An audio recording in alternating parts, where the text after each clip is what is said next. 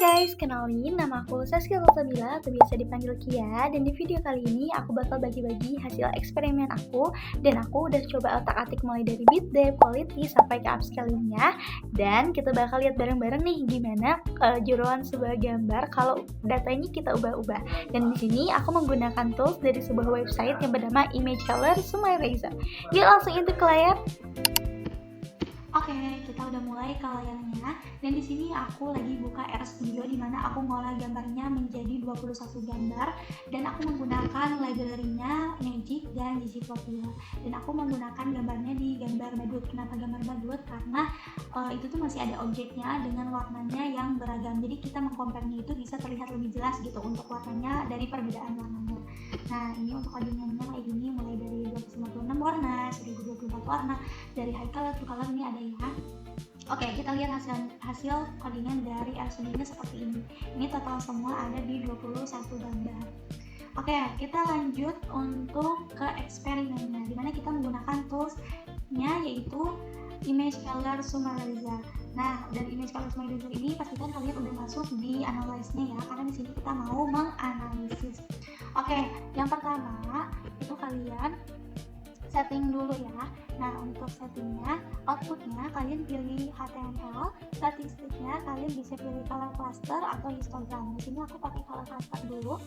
Nah, untuk number of color clusternya setnya di nomor 5 aja biar simple lihat warna untuk yang dominannya. Untuk delimiternya bisa space.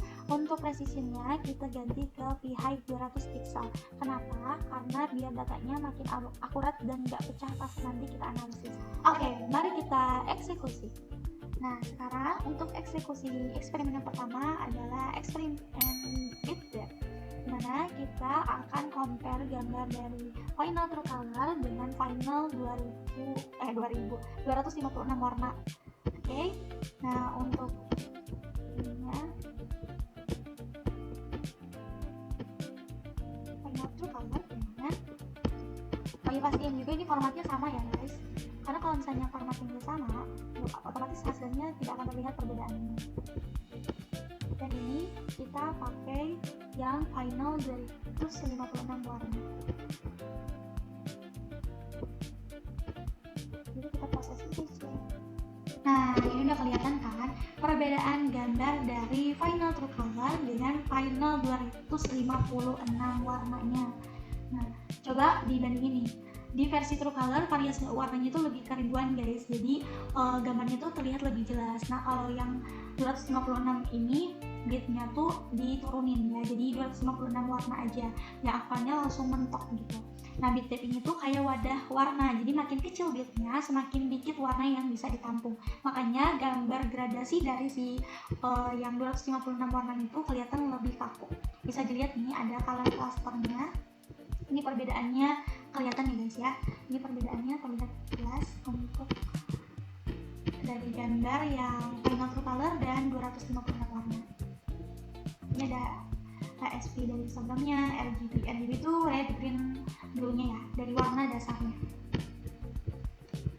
Oke, itu untuk eksperimen yang pertama.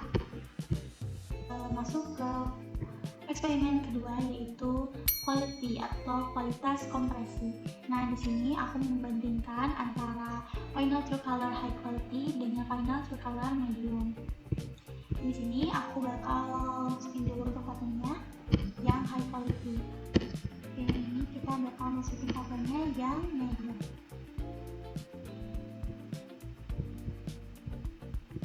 Oke, masih dengan format yang sama ya. Ini tuh masih dengan format yang sama.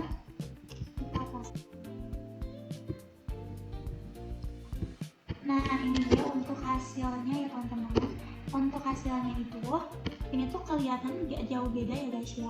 Dan hasilnya tuh ngebuktiin kalau algoritma dari kompresi itu pintar banget. Dia sukses ngecilin ukuran detail-detail pixel kecil yang samar, tapi tetap menjaga data warna utama si badutnya itu nggak berubah. Jadi kita bisa lihat di sini untuk hasilnya itu nggak jauh berbeda antara yang final high quality dengan final yang medium. Kompresi ini berhasil menghemat ukuran file tanpa merusak struktur data warna asli dari gambarnya. Nah, kayak gini ya. Ini untuk perbandingan yang kedua atau kualitas kompresi. Kita bisa lihat dari klasternya. Dari presentasinya aja ini tidak jauh beda ya. Dari presentasi klasternya ini nggak jauh beda, dan untuk histogram juga ini masih sama. Dari loncakannya, kurvanya itu nggak jauh beda. Oke, ini untuk eksperimen yang kedua. Nah, kita udah masuk ke eksperimen yang terakhir nih. Tapi aku menemukan surprise guys, karena kan harusnya aku compare antara foto atau gambar badut yang asli dengan yang resolusi paling tinggi yang aku kali di keempat kali itu. Dan aku menemukan surprise-nya adalah seperti ini. Yap. Nah, artinya itu dari server website itu kuota atau limitasi kapasitas uploadnya itu kecil banget. Jadi dari file yang udah aku upload itu upscaling itu bengkak drastis ya. Tapi santai, walaupun websitenya ngambek aliasnya, secara teori citra digital kita tetap dapat kesimpulannya. Upscaling ini sebenarnya kan cuma menduplikasi pixel antara interpolasi atau tebakan komputer biar gambarnya kelihatan gede. Jadi proses ini emang cuma bikin size filenya jadi raksasa. Tapi aslinya sama sekali gak nambahin warna baru yang bener-bener. Soal limitasi sistem kayak gini gak bakal menghalangi kita buat dapet ilmunya kan. Jadi ini eksperimen yang terakhir, kita agak zoom, maaf ya guys.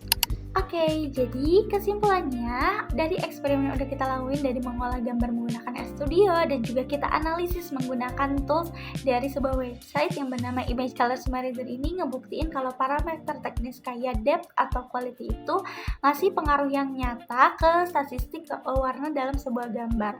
Seru kan? Jadi kita bisa lihat nih data di balik sebuah gambarnya. Jadi nggak cuma lihat gambarnya aja, kita bisa ngelihat data asli dalam sebuah gambar itu.